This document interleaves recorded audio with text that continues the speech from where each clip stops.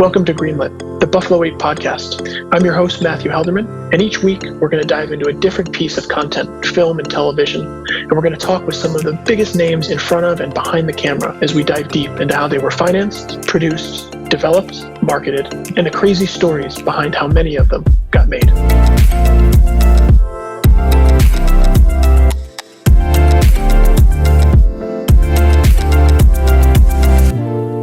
Welcome back to Greenlit. On today's episode, we're chatting with casting director Jessica Kelly. Jessica is one of the most well-known casting directors working in the business today. From projects like Assassination Nation, to Precious, to Euphoria, her name is synonymous with quality content and director-driven projects. In this conversation, we explore how Jessica and her partners select the projects they get involved with, what draws them to material, and how they're seemingly able to decide on projects that end up becoming part of the zeitgeist before any cameras even turn on. Jessica's story is unique, coming from an acting background, working her way through casting departments, and now casting what I would consider one of the most well-regarded shows in the last several years, HBO's Euphoria.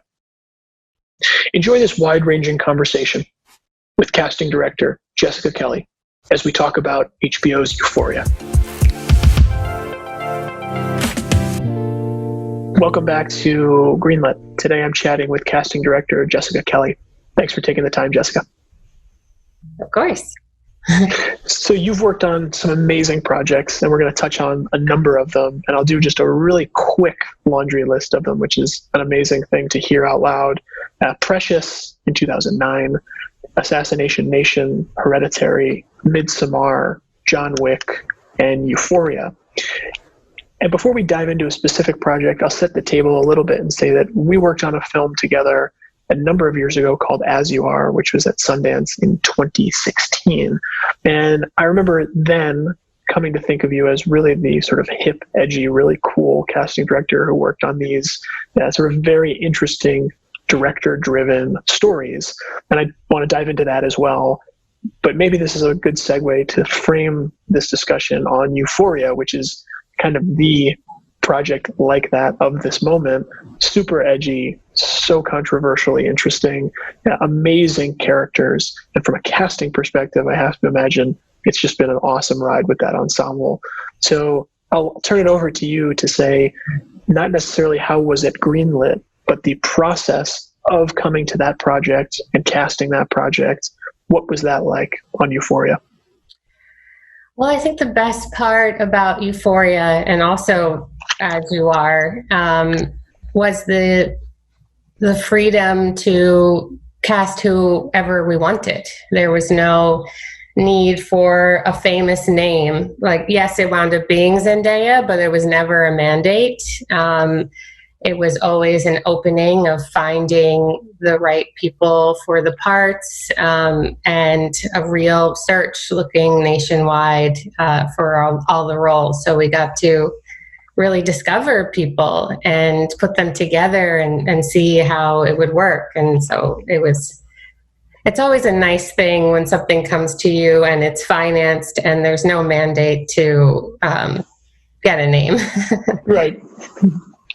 Right. And so I think 80% of the things have that sort of like first and second lead requirement to have some sort of recognizability to get it financed. So it's a very rare and beautiful thing. And I think some of my best movies have been the ones without the names. Right. And so you worked with the same director on Assassination Nation. Yes. Was he developing Euphoria then? Did you know? Had you spoken about it at all? And how did that come about? He had mentioned it in some of the auditions that we were doing in Assassination Nation, but very lightly. Like, I just sort of heard like HBO, and I was like, oh, I hope I can work with HBO because they do such great stuff. So that's how I had first sort of heard about it. And then from like the first moment of reading the scripts, I was like, I can't believe I get to be a part of this exciting endeavor. Yeah, for sure. For sure. So was Zendaya, was she early on locked, or were you casting other people and then she was an addition throughout later on in the process? It was definitely just part of the process. We read everybody for all the roles all at the same time, and certain people started falling into place. But Sam met Zendaya, and that was sort of it. Yeah. Yeah, no, it's an exciting show for sure. Did you know?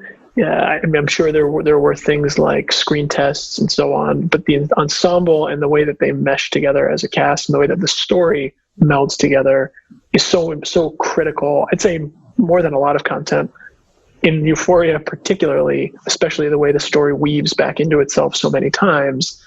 Were there a lot of screen tests during casting? How was that sort of evolving?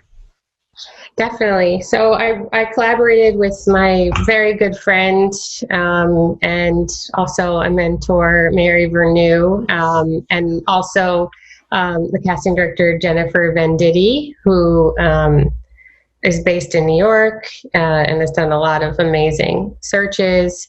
And so we all kind of worked all the different angles of agents and real people, and then ultimately Sam and Augustine, who directed the pilot, we all got together and did many different mix and matches, chemistry reads. But there were certain ones like Jacob Elordi, who plays Nate.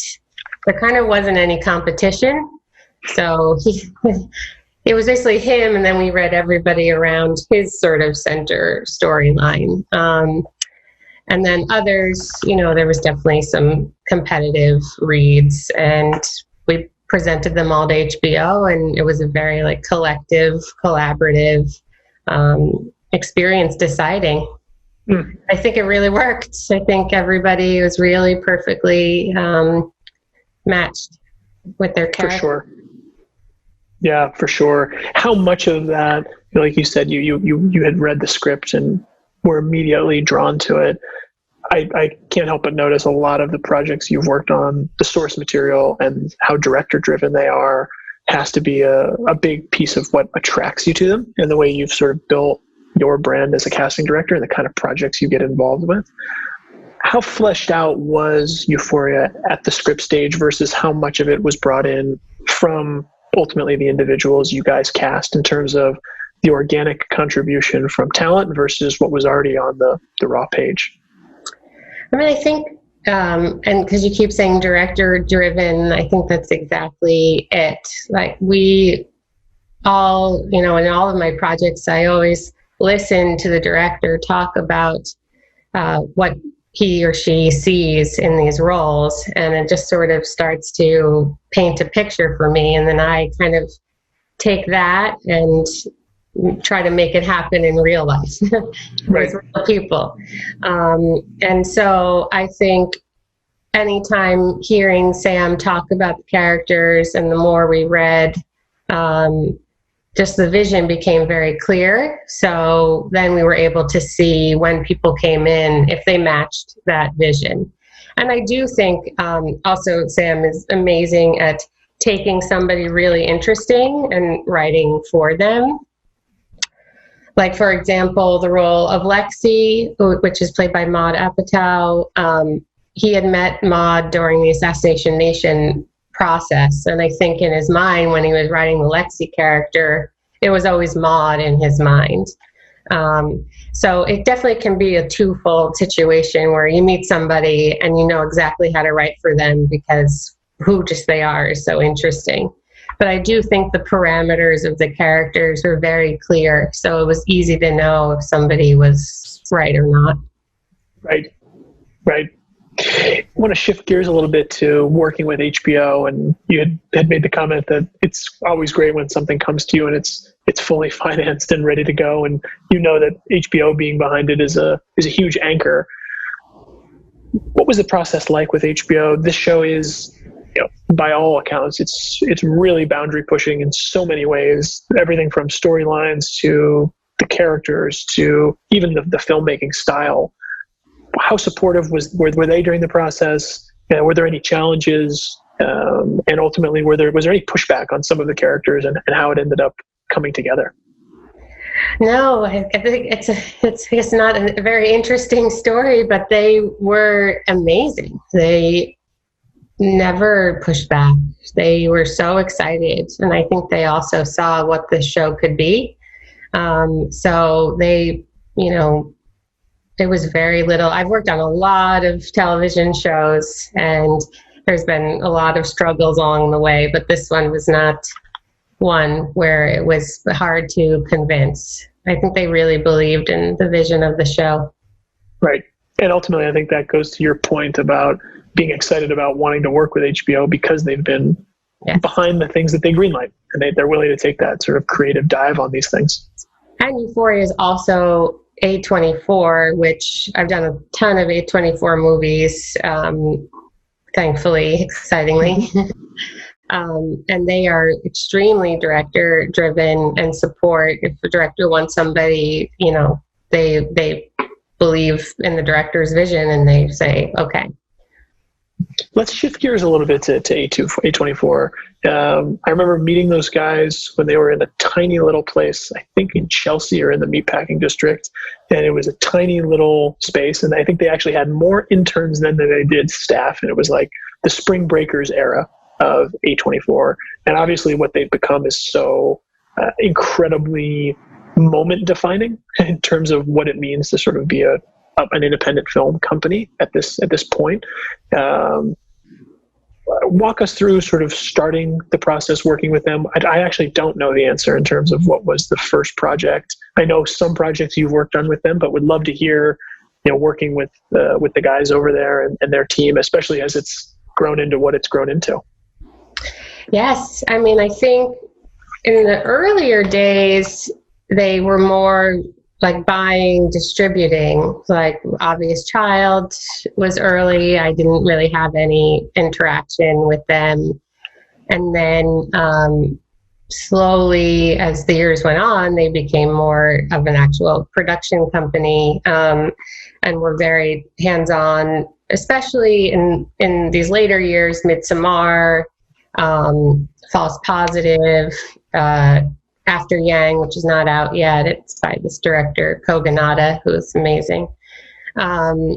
So it's been a process with them. I think they, you know, also started to see that we do the movies that align with their kind of taste too. So, and now it's become more of a creative collaboration with them when casting. But I think they're really, you know, good at believing in the same way that they believe in directors' talents, they believe in our talents as well. Right. You mentioned right before we had hit record, you and I were sort of catching up on whether you were in New York or LA. A24 has always seemed pretty anchored in LA. I know they have offices here and some of the business units are here. Are you usually dealing with them in New York, and how much it feels very much that their sensibilities had sort of been New York formed, if that makes sense, in terms of their brand and the aesthetic and the films they've chosen and even just their outward messaging. Curious about the difference that you see. I guess it's a two-part question. LA and New York, how that's changed over the years in terms of independent film and also now the sort of renaissance of TV, but then also working with A24 as they've expanded now to be on both sides of the country. Yes. Yeah, I guess we kind of all expanded at the same time. Definitely in the beginning, I mean, I was New York based for 15 years and, you know, about 2 years ago moved, you know, I still have a place in Williamsburg at the moment, but I think after COVID that might be going. But moved here to start working on Euphoria. But I always think of them as New York based. And so, and also just the types of movies that they do and the directors that they're drawn to. I think a lot of probably the reason why I worked with them is because a lot of their movies do shoot in New York. But my office is still in New York and run by my business partner, Rebecca Dealey, who I work with all the time on all of these movies. So we still keep a stake in New York talent, because I think it's a big reason why the movies are so good. Yeah, for sure. Have you struggled first coming to LA? Not to say that there's, better or worse actors anywhere, but just when you don't know, you can be led down many different rabbit holes, and there's way more actors here. So it's a longer learning curve to figure out really just the day players, figuring out who would do one line in this. And so that's been a learning curve. But New York, when you've cast there for 15 years, you have a pretty good understanding of everybody. But so. Yeah, I can imagine. I want to go to something you said offhand, but I think it's a good segue about the majority of projects coming to all of us, from the producing side, on the financing side, the casting side. It comes early stage, and there's a lot of legwork to be done before it actually is financed and greenlit. Oftentimes that all comes down to, can producers and casting director attach a name that's going to ultimately trigger the rest of the film falling into place? I'm so curious on, if there are specific stories or even just a broad overview on that process as it relates to the pressure that's ultimately put on the casting director and the sort of lead producer that are running that point. And has that changed at all over the years? Has it become, to me at least, I'll say from our side, it feels like it's become almost a necessity, unless someone on a financing side is willing to take just a huge upfront risk. The talent attachment or multiple attachments are necessary to have any traction or momentum with getting a project made. And I know so much of it ends up coming down to the producer saying, well, can we get a casting director who has some miracle direct relationship with the right cast member, or is best friends with the agent or manager? I imagine you get those urgent calls constantly, but I'm curious on any specifics as well as just how important that is or has been over the years. Well, I think it's become more important, and it's also become more challenging because there's so many more movies being made on small scales than there was when I first started casting. Just really like anybody could pull out a camera and start making a movie, and so now there's all of that competition of scripts out there, and then to get an agent to pay attention when there are so many for them to wrap their mind around. I have to be extremely judicious in what I pick, so that the agents know when I'm calling them that I really do believe that it's special and it's something to really pay attention to and maybe put their client in. So I feel like that's sort of been my process throughout, and I think why so many of our movies go to Sundance is because we kind of look at it as yes, for the script, but also, does the director have something new about them, some creative, vision? That's why, Miles had never really done anything before, but it was the script with Miles, putting that together, then, I think it can inspire the rest of the story, and it got into Sundance, without anybody famous or, having all these connections to, fancy producers or something.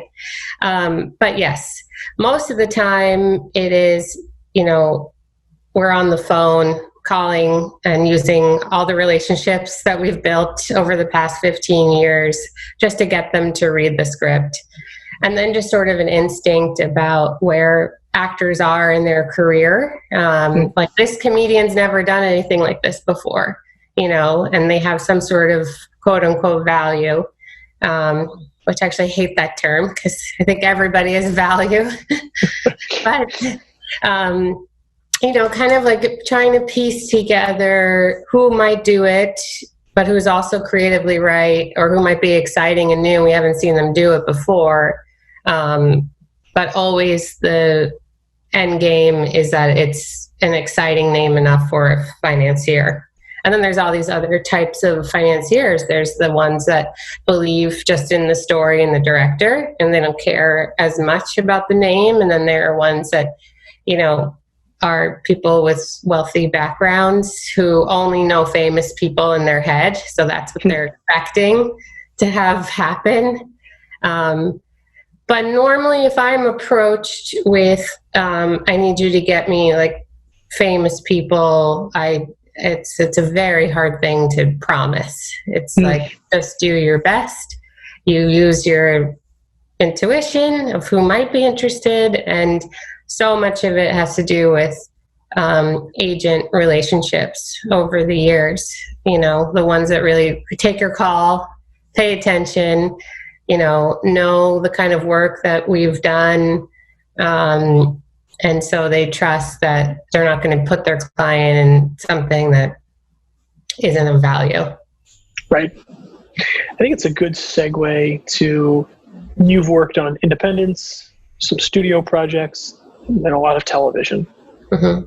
The difference between those mediums in terms of process, and then also how they've changed over the last 15 years of your career, because all of them, like you've said, you just mentioned, the number of independent films being made has just skyrocketed. Television has become so cinematic. Studio films, fewer and farther between, but bigger budgets than ever. How has that impacted the way you guys approach them and also go through your process? Yeah, I think it's all about, we are in some ways, the ones selling the movie in the first round. So if we know we have a studio behind us or a network behind us, a lot of that speaks for itself, and it helps attract larger named actors, just, depending on what it is. But with an independent, there's nothing but our word going out there about this director. And maybe the director's had shorts before or a movie before. But when it's a complete independent, they're just going on, our inspiration about casting the movie.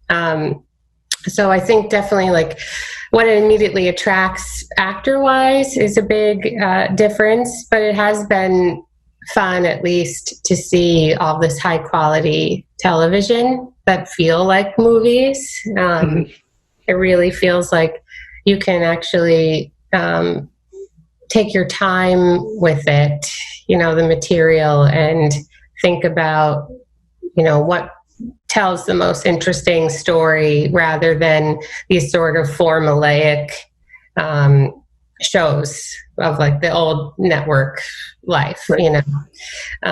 So that's been exciting because it just feels like television is now an art form versus when I started. And so but the pace is obviously very different on television. You only have, maximum 2 weeks to cast each episode versus a film, which is, minimum usually 10 weeks to cast. Sometimes if you're brought on like early to try to get names, that can be 3 months of trying to get people to read the scripts. So there is like a timing pressure difference between film and TV that we feel. But at least, yes, now I like how it's sort of melding in the art form that it's becoming. For sure. No, I totally agree. It feels like we're living in about as golden era of television as you can. I want to shift complete gears as you've been talking.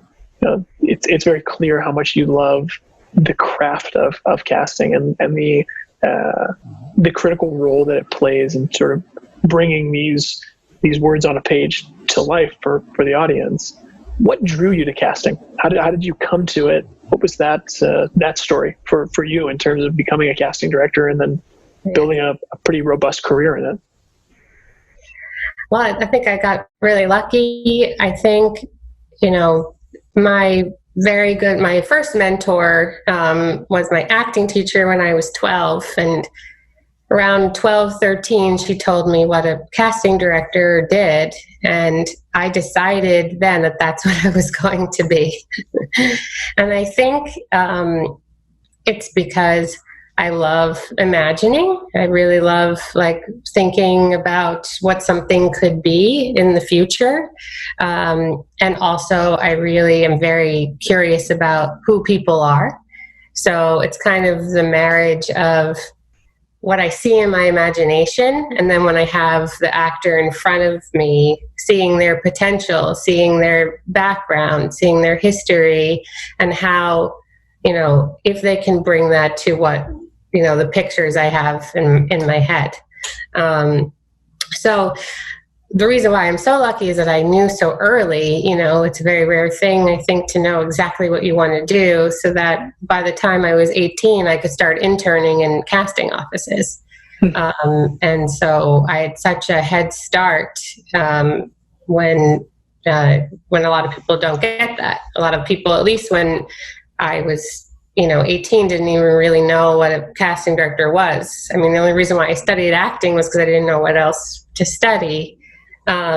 Which was also beneficial. But so yeah, I started interning, and I've done every type of casting: commercial, non-union commercial, a lot of musical theater, very off Broadway theater, like whatever job I could get or do, which were all like pretty small and hard and not very good. But eventually I had enough of a resume to start working in film, which is where I always knew I should be. Like, just my instincts and sensibility are very natural and very real and very human and up close, versus whether somebody can dance well or hit that note, in musicals.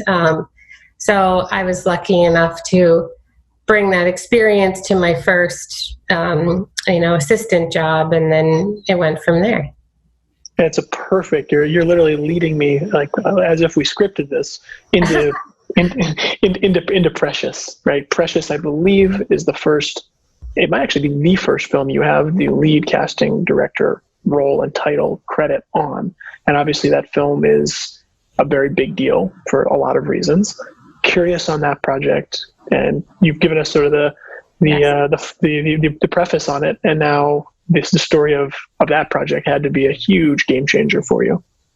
Oh yes, I mean, I had the most amazing film start. I had kind of hard years before that figuring it out, but then the second I got into the office of Hopkins, Smith and Barden, which is Billy Hopkins, Suzanne Smith, and Carrie Barden, I was all of a sudden, my desk was filled with the best movies of that time.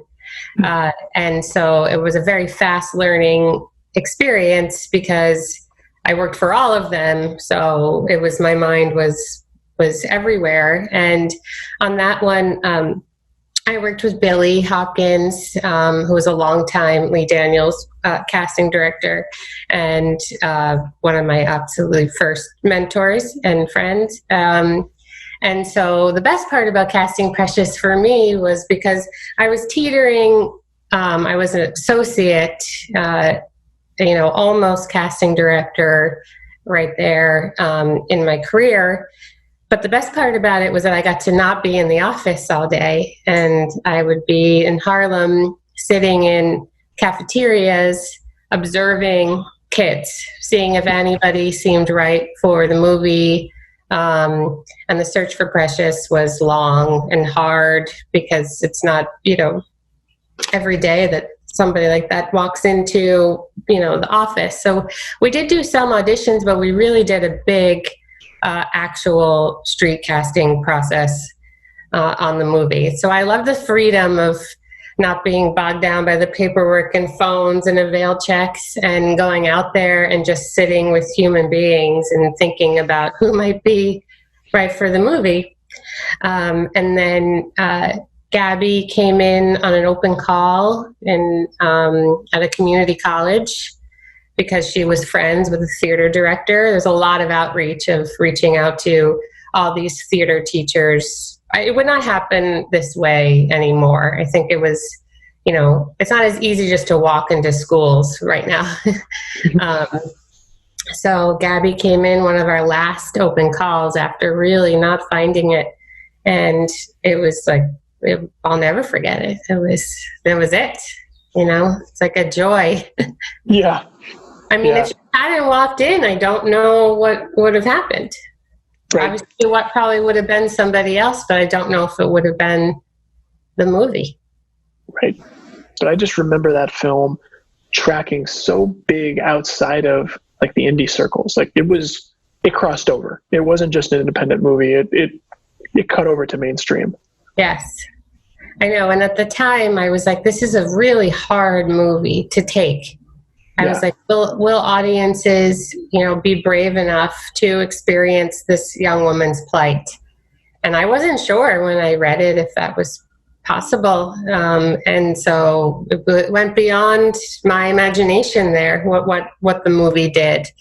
And I'm forever grateful because it is, it definitely was a turning point in my early career to be associated with that movie. For sure. Well, I want to, I know there's too many highlights to sort of hit in terms of the films we've listed off, but you've talked and touched on a number of them. Are there projects, I'm curious about something like John Wick and projects that require basically the creation of, I guess, many of your films, but that film as well, you're really creating a world with those characters. And it's sort of this blended world between grounded in realism and being fantasy. And I'm curious about that process. And I know that I know a number of the producers on it, that obviously it was a shocker hit for everyone, the first one, that it became what it became. Curious about that project and the guidance from the producers and directors on how that was put together.